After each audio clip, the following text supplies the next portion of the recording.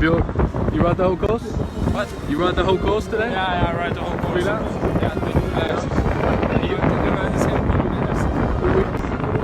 Every stage? I want to take rest because otherwise it's going to be a little bit too hard to Yeah. train on the stage, I think.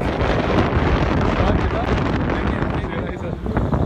La plus jeune, donc il est le meilleur jeune, 22 ans et 6 mois, et le troisième vainqueur le plus jeune du Tour de France de pénétration. Et cette évidemment la satisfaction des élus de se trouver une performance aussi, de se satisfaire.